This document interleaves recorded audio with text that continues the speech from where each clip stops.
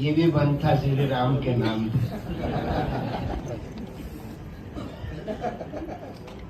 संत शिरोमणि रविदास जी का पावन पुण्य स्मरण। संतों के जीवन में बहुत सारी कथाएं होती हैं और संत वो होते हैं जिनके सामने परमपिता परमात्मा भी नतमस्तक हो जाते हैं। ईश्वर जिनके चरणार बिंद की सेवा के लिए नतमस्तक हो जाए वो क्या है?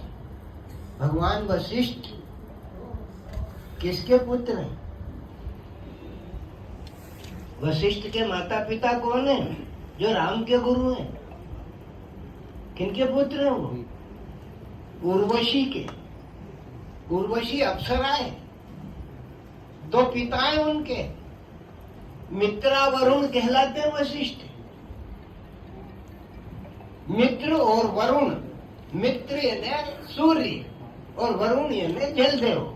तो जल देवता और मित्र वरुण के, सूर्य के संभोग से उर्वशी से पैदा होने वाला जो पुत्र था वो वशिष्ठ था। और वो वशिष्ठ इतना विशिष्ट था कि राम को दीक्षा दी उसे। जो राम को दीक्षा दे दिए, जो परम पिता परमात्मा को अपने आंगन में बैठा करके शिक्षित करने की योग्यता रखे, वो ज्ञानी है। और ज्ञानी की कोई जात नहीं होती। अभी बात कर रहे थे ना 6 बार, ये क्या कह रहा था कि 3 बार गया, 4 बार गया। बार बार जा। बार बार जाते हुए बार में ही चला जाए।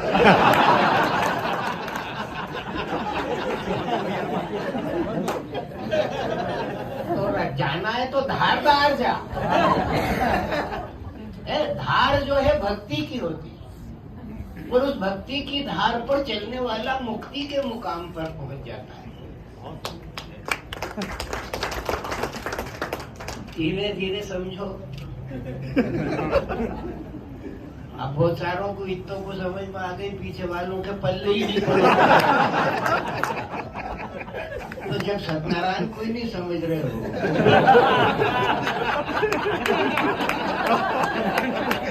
तो रविदास को क्या समझोगे?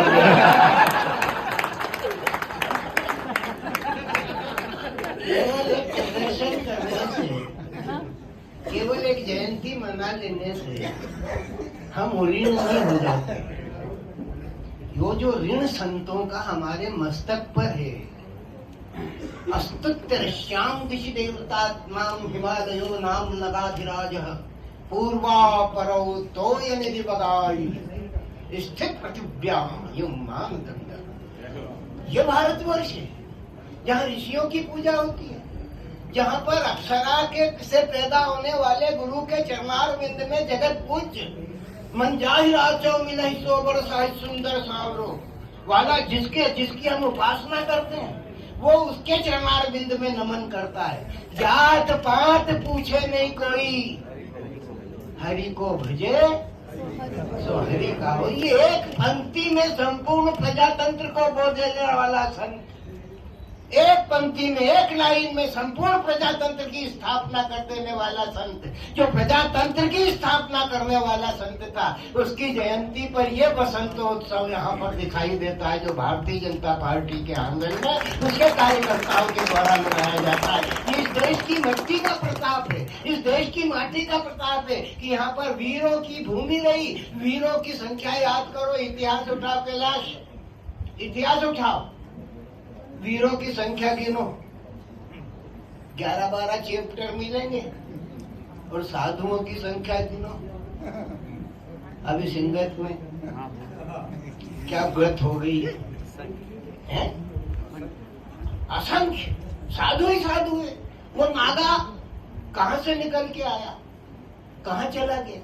लोग अभी तक किसी बात की तलाश कर रहे हैं और हम संत रविदास को ही नहीं समझ पा रहे हैं। साल भर में एक दिन याद आती है कि कोई संत रैदास हुआ था, जिसने रविदास हुआ था, जिसने अपने आप को रैदास कहा। मात्रा घटा के बात करिए, लोग मात्रा बढ़ा के बात करते हैं। जो मात्रा घटा के बात करते हैं और एक मात्रा बढ़ा करके बात करते हैं, मात्रा घटा करके बात करने वाले जो हैं वो दानदाता से दान परश बुद्धि शक्ति प्रचंडा बर विज्ञान कठिन को दंडा। उनके पास तो त्याग होता है, वो मात्रा घटाते हैं, और जो मात्रा बढ़ाते हैं उनका पेट आगे आ जाता है, दिल बैठ जाता है और हार्ट में अटैक होता है। उसमें भक्ति का अटैक नहीं होता, अटैक कर रहा है, वो अटैक कर रहा है। तो संत की सुमति जो है संसार को सुधार देती है। और जाति पाति की दृष्टि से देखें तो जाति पाति की दृष्टि से देखने वालों की दृष्टि टूट जाती है। तुलसीदास रैदास के उसमें गए, संत गए, भंडारा चल रहा है और वो खीर परोसने आ गया, राम प्रसाद राम प्रसाद राम खीर प्रसाद राम प्रसाद। अब वो खीर प्रसाद राम प्रसाद, वो संत वहां बैठा हुआ जहाँ पर सारे साधुओं के जूते खुले हुए, साधु वहां पर विराजमान जहाँ पर साधे संतों ने अपने जूते खोल रखे थे, और वो खीर प्रसाद लेकर के आ गया। और जब वो खीर प्रसाद लेकर के आ गया, उसने कहा कि खीर प्रसाद राम प्रसाद, खीर प्रसाद राम प्रसाद। तो वो पास में, उसके पास ना तो पत्तल थी ना धोना था, पास में संत का जूता पड़ा हुआ था, और संत के जूते को उठा करके उसने खीरा लेके आगे बढ़ा दिया। उनने देखा कि ये क्या है, तो उसमें कूड़ दे, हल्ला मच गया उसमें। फिर में वो उस संगत में जहाँ पर संतों का भोजन हो रहा था, भंडारा हो रहा था, उसमें उसने जूता परोस आगे बढ़ा दिया कि ये ले जूता, इसमें डाल दे। और उसने भी उसमें डाल दी और उसने उस जूते में रखी हुई खीर का पान कर लिया। ये प्रसाद की महत्ता जो है सारे संसार में ढूंढ गया कि कौन है, तो बोलो तुलसीदास ही हो सकता है जो राम के प्रसाद के नाम पर जूते में ग्रहण कर लेने के लिए तत्पर है। तुलसी क्या, रैदास क्या, संत समागम हरि कथा। हमारी कथा तो राजनीति है, ये संत तो हमसे जुड़ गए, संतों से हम जुड़ गए, तो राम जी डट गए, बैठ नहीं पा रहे थे 500 वर्षों से। संत समागम और भाजपा समागम, ये भाजपा क्यों संतों की याद कर रही है कि हमारी दुकान को चलाने में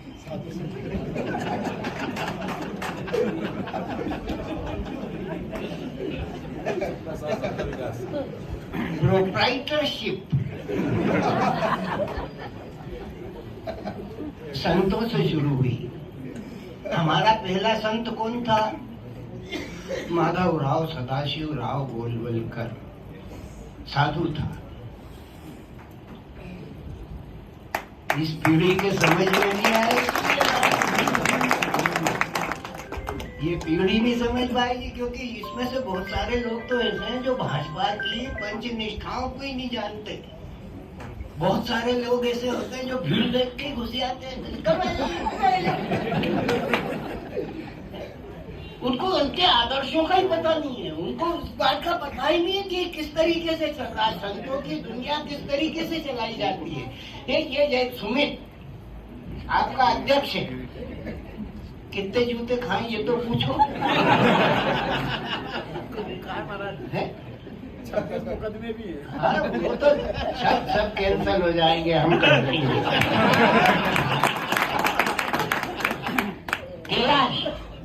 कितने मुकदमे? हाँ, बंगाल में 32 है और इंदौर में 336 है। और अभी कम नहीं होएंगे, बढ़ेंगे इसे। ये गोपी मेरे विद्यार्थी हैं और समाजवादी पार्टी से निकल करके भाजपा में आए। क्यों आए? क्योंकि इनकी धर्म के प्रति निष्ठा है, राष्ट्र के प्रति निष्ठा है, संगठन के प्रति निष्ठा है। ये बंटवारे में विश्वास नहीं करते, एकीकरण में विश्वास करते हैं। और संत रविदास का एक ही संदेश था कि प्रभु तुम चंदन हम पानी, हम चंदन हैं तुम पानी हो, और पानी और चंदन के मेल से प्राप्त होने वाली जो शांति है, जो समन्वय है, जो समग्रता है, वो एक दूसरे को जोड़ देने के लिए अमिट छाप लगाती है। उस गदा से लकड़ी के पात्र को पत्थर पर रगड़ देने से जो उसका प्रतिफल निकलता है, उसकी एक टीकी अगर आपके मस्तक पर लगाती जाए तो आपका संपूर्ण मस्तक जो है कश्मीर हो जाता है, शिमला हो जाता है, उसमें शांति का निवास हो जाता है और उस परम शांति को प्राप्त करते हैं। तो संत सुमति तीय, रविदास क्या है? क्या है रविदास? अभी कहा ना भैया ने कि वो संत शिरोमणि है। और शिरोमणि क्या है? मुकुट का है। मुकुट के मस्तक पर सुभूषित होने वाला जो माणिक्य है, जो रत्न है, वो शिरोमणि है। तो भक्ति के माणिक्य को अपने मस्तक पर धारण करने वाला, उसकी कोई जात पात पूछेगा क्या? और जो उसकी जात पात पूछेगा वो उस जात पात को पूछने वाला भेद की दृष्टि रखेगा और वो अभेद की दृष्टि पर रखेगा कि उसकी शरण में जो भी आया। संत रविदास से पूछा, 4 आदमी गए, क्या कहना चाहते हो महाराज?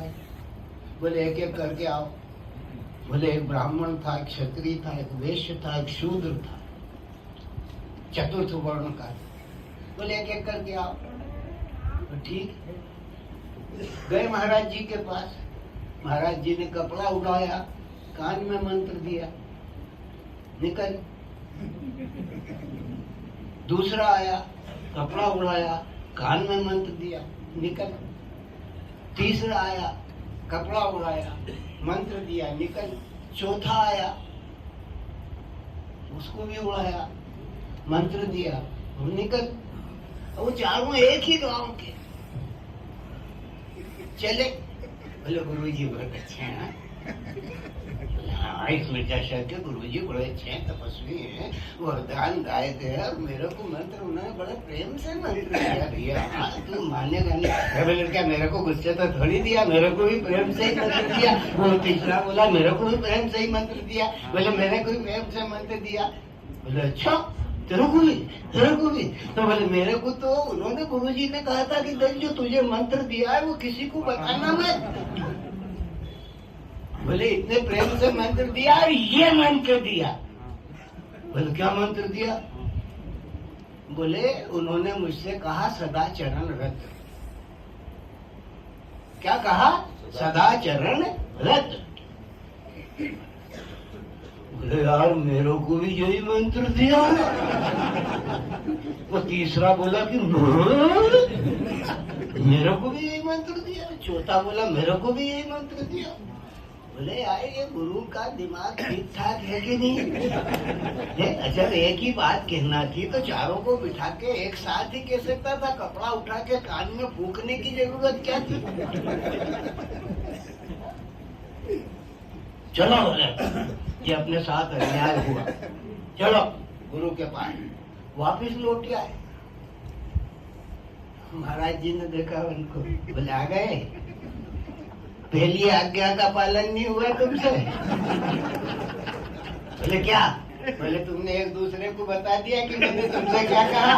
हाँ गुरुजी बता तो दिया। बोले मूर्खों, मैंने तुमको सबको अलग अलग बात कही थी। बोले अलग अलग बात कही थी? कैसे बात कही थी? इसको भी वही कहा, इसको भी यही कहा, मेरे को भी यही कहा, इसको भी यही कहा। बोले कौन? सबसे पहले किसको बुलाया? बोले ब्राह्मण को बुला। संत के चरण में ब्राह्मण आ गया। रविदास जी महाराज बोले कि आपको क्या कहा महाराज? बोले सदाचरण रत। बोले तुम ब्राह्मण हो, सद आचरणों में लगे रहो, सदाचरण करो, अच्छा आचरण करते रहो, तुम ब्राह्मण हो। क्षत्रिय आया, बोले मेरे को भी तो यही कहा। अरे बोले भैया पहलवान जी, अपनी बुद्धि को इधर उधर मत धरे, जरा काम ले उससे। मैंने तुझसे क्या कहा? बोले मुझसे ये कहा कि सदा चरण रत। बोले हाँ बेटा, मैं तो अभी भी तेरे से यही कह रहा हूँ, तू क्षत्रिय है। बोले हाँ हूँ। तो बोले सब समझ इसको, सदा च रणरत, चरण नहीं सदा च रणरत, सदा युद्ध में लगा रहे, तेरा काम सिपाही का काम है, तू सिपाही के कर्म का करता रहे, सदा रणरत। बनिया बोला मैं, बोला अच्छा अच्छा, तेरे को भी नहीं समझ में आई हित गुरु दक्षिणा का क्या मतलब है? तो बनिया से उन्होंने कहा यार बोले दूसरे मैंने यही कहा कि सदा चरण रत, चरय बेती, अगर तू चलता रहेगा तो तेरा व्यापार भी फलता रहेगा, फूलता रहेगा और तेरी दुनिया सुधर जाएगी। मेरे से एक ही बात है। वो चौथे चरण वाला बोला और महाराज मेरे से, बोले तेरे से तो सीधा ही कहा कि सदा चरण रत, चरण सेवा कर, तेरा काम सेवा है। संत की वाणी को समझ लेना, बड़ा दुरूह कर्म। संत की जयंती मना लेना, उसकी भाषा को सुनकर के, उसके उपदेश को सुनकर के ताली बजा लेना, लेकिन गुह्याति गुह्य को सरलाति सरल करके अपने जीवन के उत्थान की दीपक ज्योति को प्रज्वलित करना, आत्मा की दीपक ज्योति को प्रज्वलित करने का काम अगर कोई कर सकता है तो संत ही कर सकता है। संत संतत्व है और उस संतत्व को लेकर के वो चले थे। आज संसार में बहुत सारे लोग छुआछूत को लेकर के अपने आप को प्रतिष्ठित करना चाहते हैं, लेकिन उन छुआछूत को लेकर के आत्म की प्रतिष्ठा करने वाले लोगों के बीच में एक समता और समानता का भाव बोने का काम अगर किसी ने एक जाजम पर ला करके किया, राष्ट्र की आराधना को माध्यम बना करके किया, तो उस व्यक्तित्व का नाम था गोलवलकर। वही अगर इसका वही संगठन की भावना। हम इंद्रियों का गठन करते हैं, लेकिन इंद्रियों के गठन को करने के पश्चात, उसका नियंत्रण करने के पश्चात हमारा संयम जागृत होता है। समाज सभी संयमित होता है जब सारी इकाइयां एक साथ बन करके एक उद्देश्य के लिए कर्तव्यशील हो जाए, तब जाकर के राष्ट्र की आराधना में चलने वाले लोगों के जीवन की वस्तु स्थिति सुधर पाती है। और हम संत रविदास की जयंती मनाते हैं। संतों की कोई जाति नहीं होती, वो तो उन्होंने खुद ही कहा ना कि जात पात पूछे नहीं कोई। संतों के पास चमत्कार होता है, चमत्कार कई किस्म के होते हैं, और वो यहाँ तक होता है कि वो मुर्दे में भी जीवन डालते थे। ऐसी कई कहानियां और किंवदंतियां हमने सुनी होंगी, लेकिन जो समाज के मुर्दा पड़े हुए दिलों में जागृति का प्राण फूंक दे, वो संत ही समाज में आदर के पात्र होते हैं। और इस कार्य को करने में उन्होंने सामाजिक स्तर पर नकलियों को, ढोंगियों को धोया। कपट मुनि जो थे, जो वेश से मन न रंगायो जोगी, रंग लिए कपड़ा। कपड़े रंग करके जो अपने आप को योगी बनाते हैं, जो योगी दिखाते हैं, वो वास्तव में योगी नहीं होते, संत नहीं होते। वो संत होकर के संत नुमा होते, संत मना नहीं होते। जो संत मनाए वो सबके कल्याण के कारण करते। अष्टादश पुराणेषु व्यासस्य वचनद्वयम् परोपकाराय पुण्याय पापाय परपीड़नम्। दूसरे के तुलसीदास ने इसको सरल करके कहा कि परहित सरिस धर्म नहीं भाई, पर पीड़ा सम नहीं मत माई। हम परहित के लिए यहाँ पर खड़े। भारतीय जनता पार्टी के कमल को लेकर के खड़ा होने वाला कार्यकर्ता रैदास की उसी भावना को तो पूर्ति कर रहा है, संतों की उसी भावना की तो पूर्ति कर रहा है कि कीचड़ में खिला हुआ जो पुष्प है, जो अंतिम स्थिति में खिला हुआ पुष्प है, उसको ले जा करके सिंहासनस्थ कर देना। यही भावना लेकर के भारतीय जनता पार्टी की ये राजनीति का कार्यक्रम जारी हुआ। और जारी होने वाले कार्यक्रम के पीछे जिन लोगों का दिमाग लगा है, जिन लोगों की बुद्धि लगी है, वो कहां से जागृत हुई बुद्धि? वो एक दीपक की लो से जागृत। एक दिया था हमारे हाथ में, अंधेरा था देश में, एक ही पार्टी का बोलबाला था, एक ही पार्टी का बोलबाला था। कोई सच कहने के लिए तैयार नहीं था, और अगर कोई तैयार भी था तो कोई सुनने के लिए तैयार नहीं था। और जब कोई कहने सुनने के लिए तैयार नहीं था, तब एक दीपक की ज्योति को लेकर के खड़ा होने वाले जो पुरुष का नाम था, उस पुरुष का नाम था श्यामा प्रसाद। और श्यामा प्रसाद मुखर्जी के बाद अगर कोई आया तो बोलो दीन दयाल बिरद संभारी, हरहु नाथ मम संकट भारी। और उसके बाद जित देखो तित अटल बिहारी। संपूर्ण भारत माता की संपूर्ण परिक्रमा करने के लिए निकले हुए जो लोग हैं, ये संतों की उसी पीढ़ियों के अनुसार अपनी अपनी आराधना के भाव को, राष्ट्र भाव को, सत्वदेयाय कार्याय बद्धा कटियम है भाव को लेकर के हम माता तेरे संस्कार के लिए, तेरे सत्कार के लिए, तेरे सम्मान के लिए अपने आप को आत्मोत्सर्ग कर सकते हैं, लेकिन तेरा मान नहीं जाने देंगे, तेरा सम्मान नहीं जाने देंगे। हथगोली पे चढ़वा दो, फेंको अंगारों पर मरते वक्त ना आंखों पर पर्दा डालो। अरे मरते मरते माता के दर्शन करने दो, आंखों के आगे से ये पर्दा हटो दो। आंखें के मरते मरते हिंदुस्तान का जब सिपाही खड़ा होता है, संतों की प्रेरणा से खड़ा होता है, तो उसके एक ही भावना होती है कि एक भरोसो, एक बल, एक आस, विश्वास। इस एक भरोसे, एक आस, एक विश्वास पर राम जयंती का मंदिर जो है देश में खड़ा हो गया। राजनीति ने इस काम को करने के लिए जो बीड़ा उठाया था, उस बीड़े को, उस संकल्प को समाज ने अपने हृदय में धारण कर लिया। और जब अपने हृदय में धारण कर लिया तो राम जी के मंदिर के लिए कोर्ट के फैसले की जगत कोई अर्थ नहीं रख पाई। तो कि जो लोग मन से निकला हुआ जो फैसला था, उस फैसले को मिटाने की ताकत किसी भी कानून के पास नहीं। बन गया राम जी का मंदिर। अब आप जा रहे हैं, श्रद्धा का अतिरेक है, मर रहे हैं पर घुस रहे। कहाँ जा रहे हैं? पहले सिंहस्थ कुंभ में कितने लोग जीवन से मुक्ति पा गए। लेकिन हिंदू ऐसा हिंदू है जो मरने की परवाह नहीं करता, पर गंगा में डुबकी लगाने के लिए अगर उसे मौत भी आ जाए तो कल्याण की मंगल कामना करता है। ये कल्याण की मंगल कामना, अपनी मृत्यु को सुंदर बनाने की कामना, अपनी मृत्यु को, अपने जीवन को सुंदर बनाने का जो योग है, वो इस देश की धरती को दिया। अगर किसी ने दिया है तो संतों ने दिया है। अभी उदाहरण दिया था भैया ने कि वो पारस दे गए थे, हो जाता है पारस।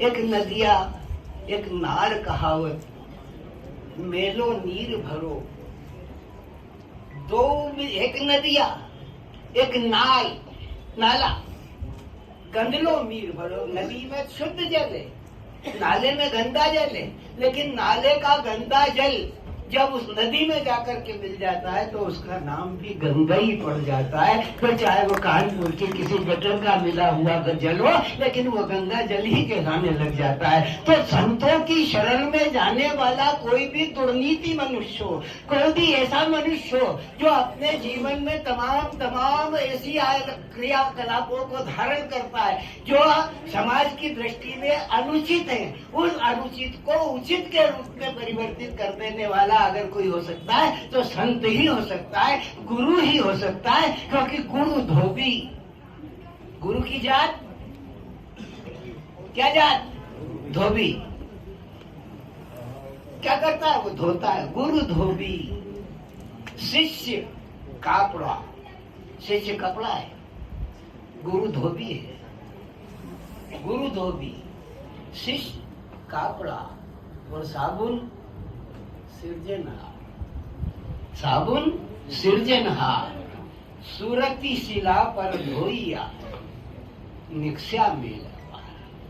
हम सब जीव हैं, तमाम क्रियाकलापों से ग्रसित हैं, तमाम दुर्गुणों से भरे हुए हैं। हमारे पास दुर्गुणों की अपेक्षा सद्गुणों की कमी है, हमें दुर्गुण ज्यादा हैं। उन दुर्गुणों को दूर करने के लिए अगर कोई सहायक हो सकता है तो वो गुरु हो सकता है, जो ज्ञान की शिला पर रख करके हमें धोए और समाज को पवित्र करने के लिए उस हरि नाम के साबुन का उपयोग करे।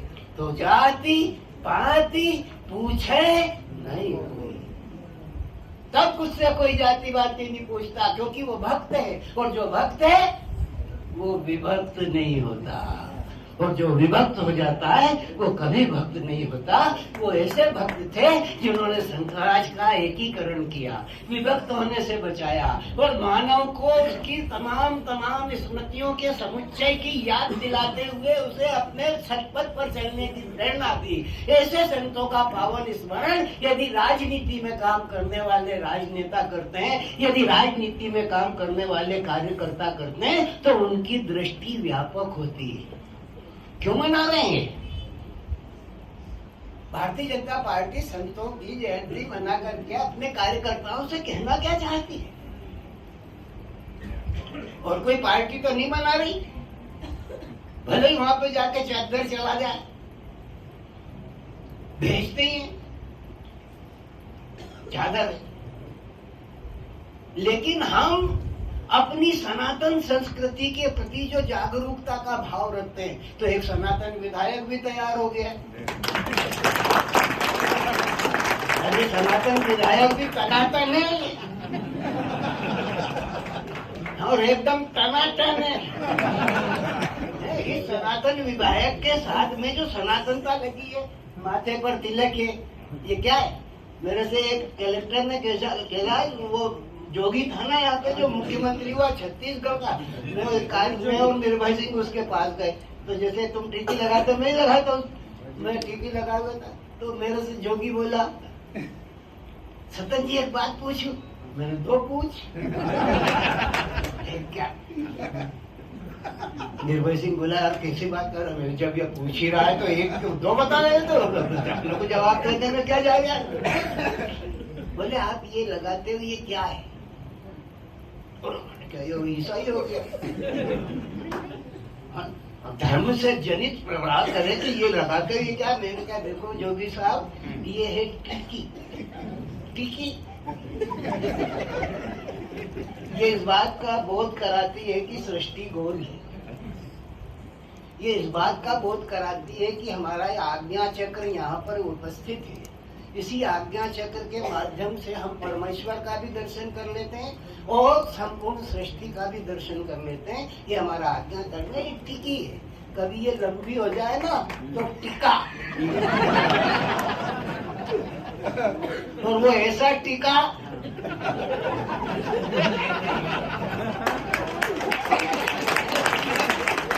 ये सब गलत समझ गए।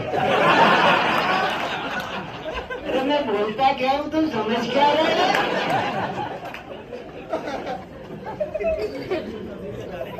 जरा सही समझना सीख लो।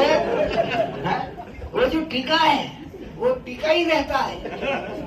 वो हिंद का क्षत्रिय जो करे नीच की सेवा, अच्छा है जो काली माँ करे उसका कलेवा।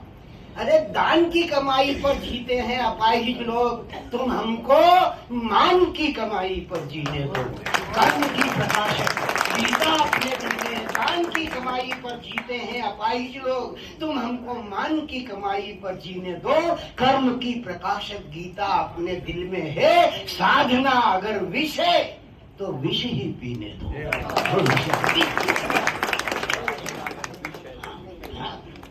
कैलाश जी, सबसे बड़ी बात यह है कि मीरा ने पूरे विष का प्याला पी लिया और नहीं मरी। विष को पचाया, मीरा ने पचाया, पूरा विष का प्याला पी गया और पीने के पश्चात मीरा का इंतकाल नहीं हुआ। भगवान शंकर, त्रिदेव के नाथ, पार्वती परमेश्वर, उन्होंने भी पिया लेकिन नीचे नहीं उतरने दिया।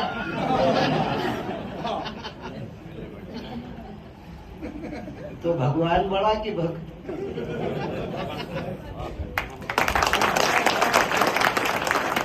भगवान शंकर ने उस कालकूट विष को अपने कंठ से नीचे नहीं उतरने दिया, कंठ में ही घोट के अपने कंठ को नीला कर लिया, विष को नीचे नहीं उतरने दिया। मीरा ने विष की कोई परवाह नहीं की और घटाघट पी लिया। प्रेम दीवानी मीराबाई, चित जोड़ा चित तोड़ा आई, राज भवन से नाता तोड़ा, एक गिरधर से रिश्ता तोड़ा, प्रीति निभाने विश्व में अमृत बन के छा गए, प्रीति निभाने। ये संगठन की जो प्रीति है, ये समर्पण की जो प्रीति है, प्रीति निभाने विष में अमृत बनकर छा गए, खुद विष पीकर मीरा को अमर बना गए। ऐसी चोट खा गए।